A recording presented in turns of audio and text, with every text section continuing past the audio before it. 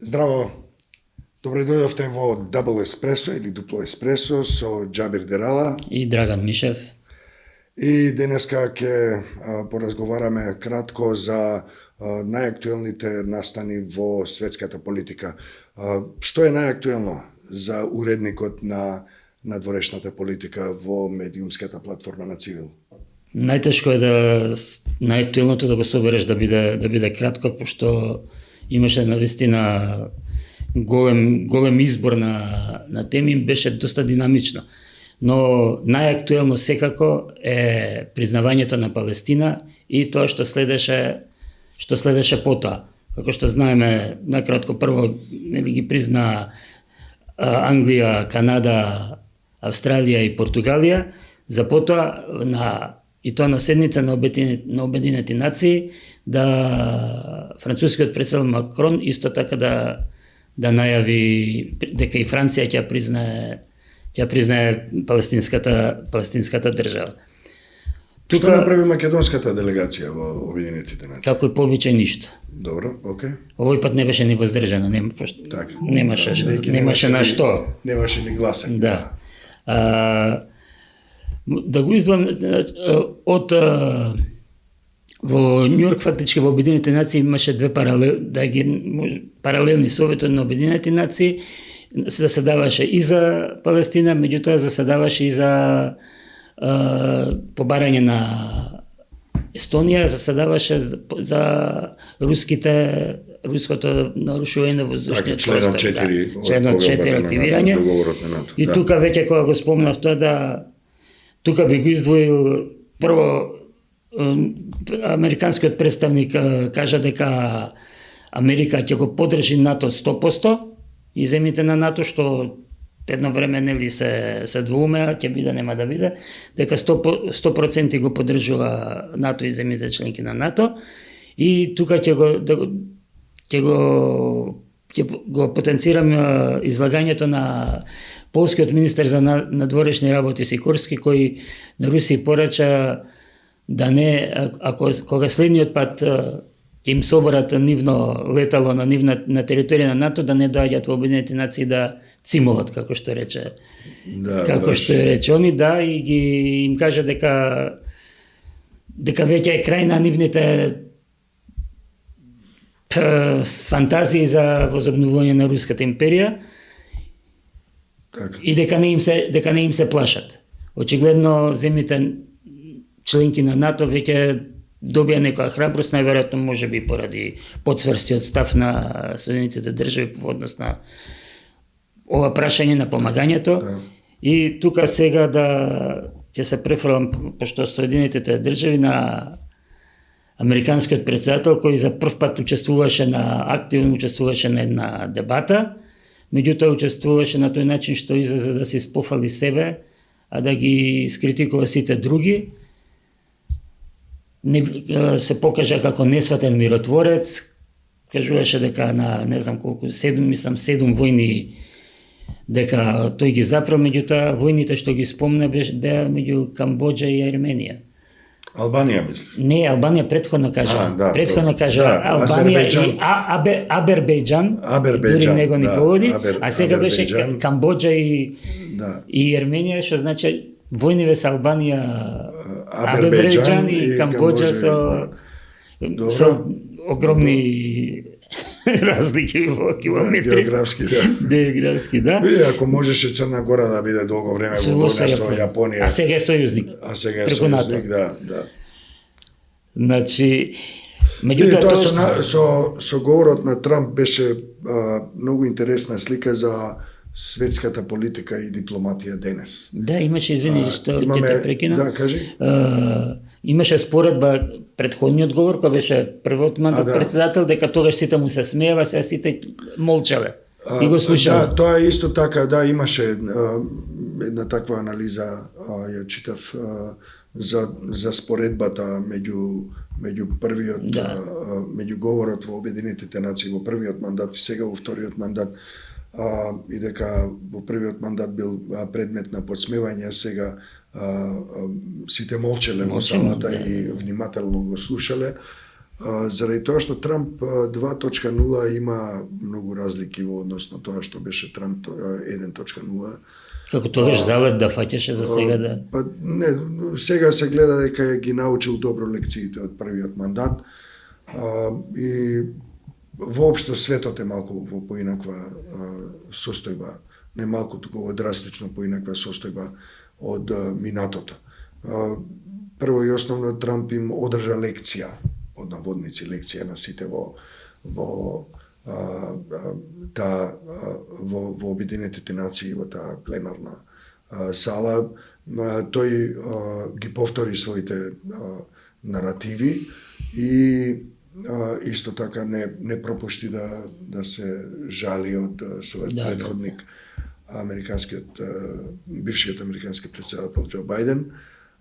И тука гледаме една, мислам дека таа слика е многу добра илустрација за тоа во која состојба се наоѓа светот денес. Да не трошиме зборови за да го опишеме Трамп, нема потреба. Меѓутоа, гледаме една фигура, еден растечки авторитарен лик на другата страна од Атлантикот, кој е начело на една демократија која е во криза. И сепак, паралелно со тоа, и најголема воена и економска сила во светот. И тоа покажува колку останатиот дел од светот решава да молчи, колку и да е тој останат дел од светот поделен по линии на авторитаризам и демократија.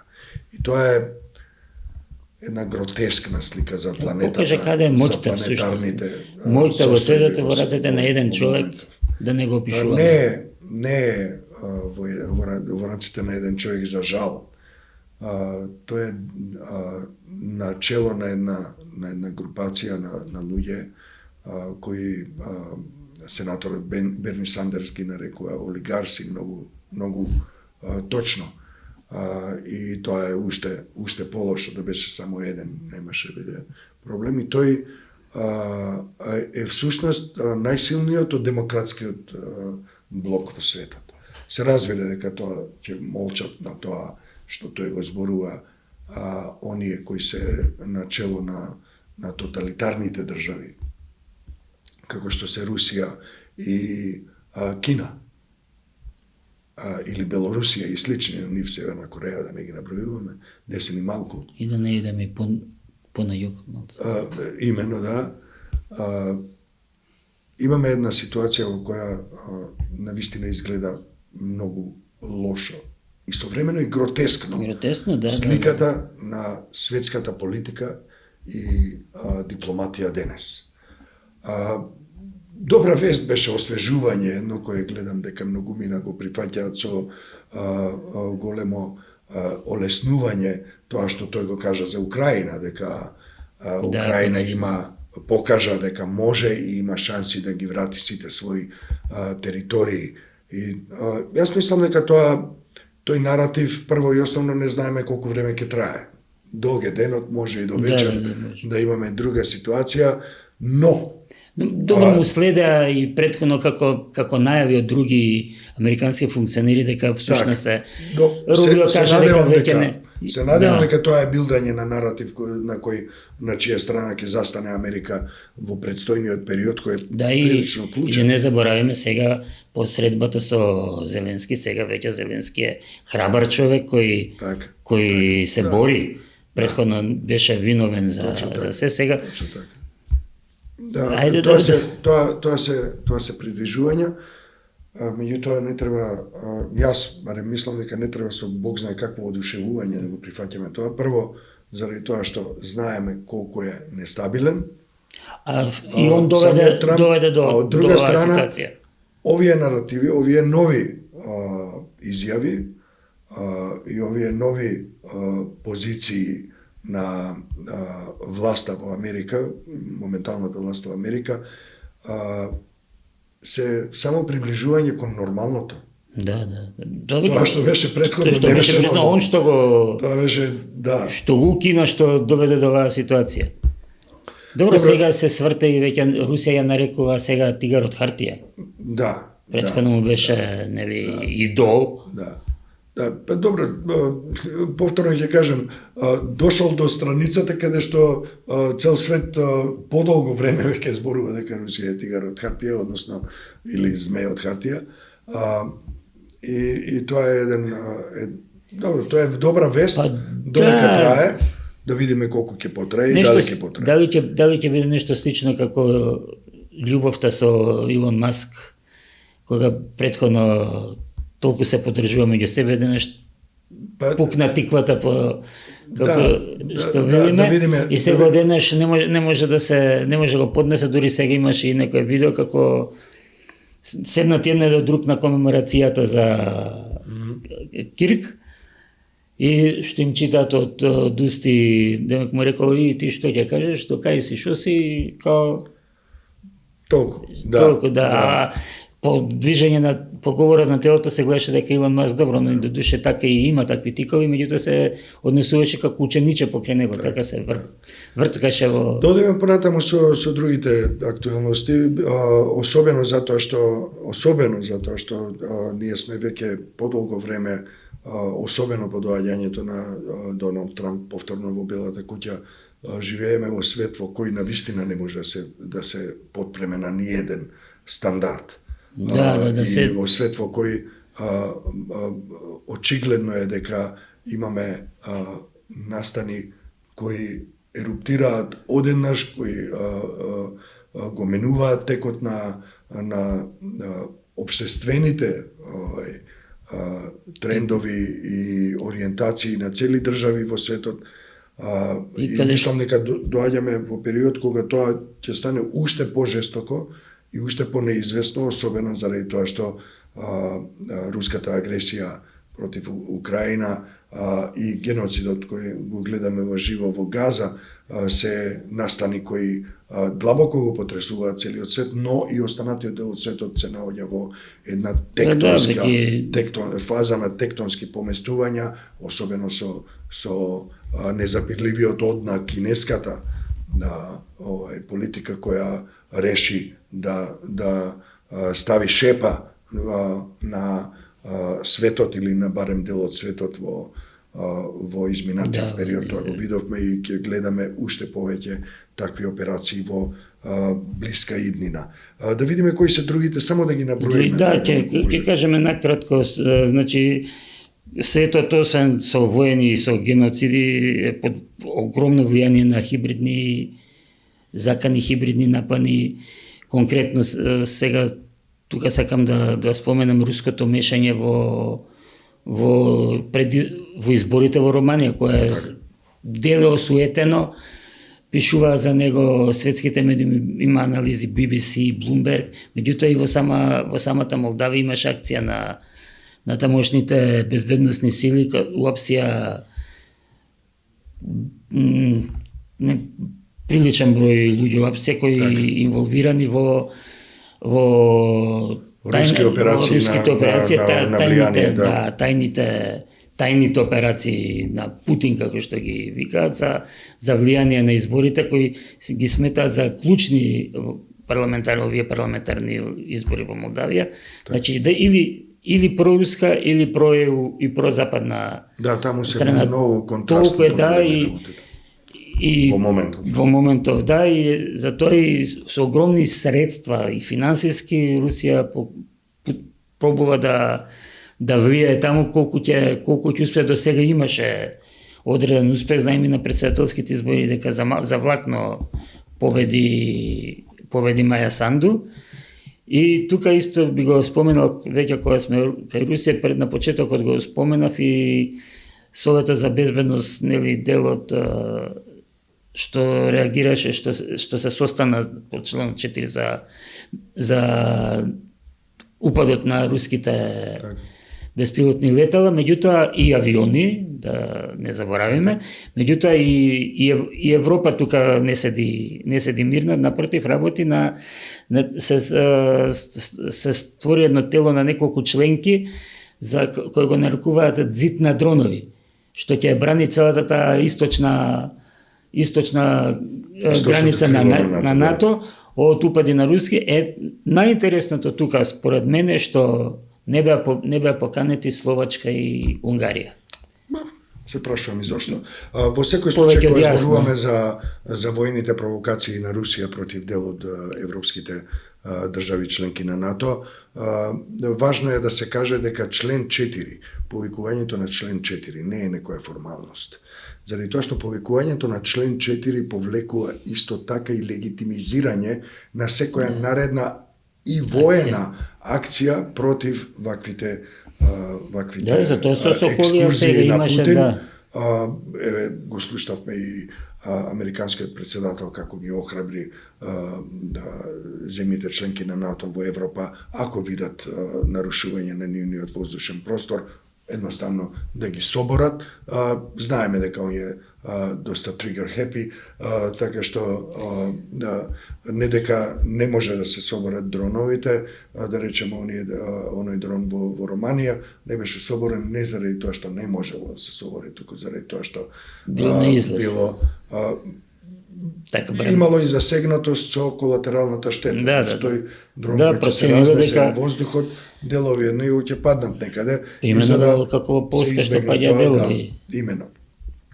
Тоа би сакал да кажеме на самиот крај, доколку имаш уште нешто итно. Не е итно, именно во контекст на ова, не само нели го спомнавме Преска Сикорски кој најгласен, бидејќи Полска е прва, да кажеме, на удар, има богата историја на односи со страдање од руската чизма. Да, пред некој ден беше остана така незабележена руска амбасада, не знам зашто не организираше прием по тој повод на 17 септември, кога во содејство со Хитлерова Германија ја нападнаа Полска од исток.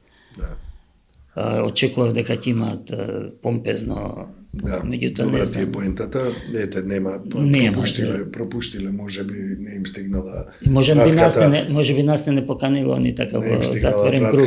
Пратката со водка на време. Најверојатно, да. Јас би сакал само да ако се согласиш со мене, за гледачите да кажам една ситуација, а тоа е дека во време кога алгоритмите владеат со јавниот простор, па и со креирањето на јавното мислење, во време кога мејнстрим медиумите молчат или го насочуваат вниманието кон споредни теми или пак се инфицирани со дезинформативни и пропагандни наративи кои се спротивни на вистината, спротивни на фактите, спротивни на објективните потреби на граѓанките и граѓаните на публиката, ве повикуваме, еве јас и мојот колега Драган ќе го повториме овој повик повеќе пати, читајте Цивил медија, за надворешната политика се грижи Драган секојдневно од раните утрински часови, одете на рубриката Свет, одете во анализи, букмаркирајте го сајтот civilmedia.mk, претплатете се на бесплатниот њузлетер за да ги добивате главните наоди, вести и анализи секој ден во своето сандаче. И исто така следете ја Facebook страницата и другите профили X, Instagram и така натаму, TikTok на Цивил, станете, лајкнете ги и следете ги така. И другите страни, Цивил Today. Да, тоа сакав да кажам. Цивил е медиумска платформа, има медиумска платформа која оди и на албански и на англиски јазик, например на civil.today има една многу долга анализа која се уште не е преведена на македонски јазик, No Bullets, No Borders, Conquered by Narrative, The Silent Conquest of North Macedonia. Без куршуми, без граници, освоени со наратив, тивкото освојување на Северна Македонија. Тоа е една анализа која е прилично долга, која открива ексклузивни наоди со ексклузивни говорници и извори кои зборуваат за тоа под каква закана се наоѓа нашата земја. Повеќе нема да кажам, одете на civil.today и да откриете повеќе. Уште две содржини, само ако ми дозволиш, Горан, извини, Драган. Едната е од професор Оливер Андонов, руските хибридни закани во два дела, и на македонски, и на англиски, и на албански јазик се објавени тие два дела, и таму се зборува за детаљи, за теорија, меѓутоа и за конкретни настани, и исто така првиот дел од руската хибридна војна против Европа е веќе тука, го има и на македонски и на албански јазик, затоа следете го тоа, побарајте ги, посебно внимание, барем кај нашата меѓународна публика, добив и неколку пораки, не сум ти кажал, неколку пораки од нашите пријатели во Европа и од Америка, the Russian propaganda narrative about the Kiev regime. Рускиот пропаганден наратив за киевскиот режим се вкоренува во некои македонски и српски медиуми. Тоа е твојата анализа, и мислам дека тука некаде би дошол крајот на нашиот денешен Double Espresso. На здравје, Драган. Се надевам дуплото еспресо. Се надевам успеавме да видиме кратки, концизни. Добивме од Аријан сигнал одамна дека 20 минути поминаа, меѓутоа еве тука да запреме, па на здравје кафе. Се гледаме во следната прилика. На здравје еспресо дупло.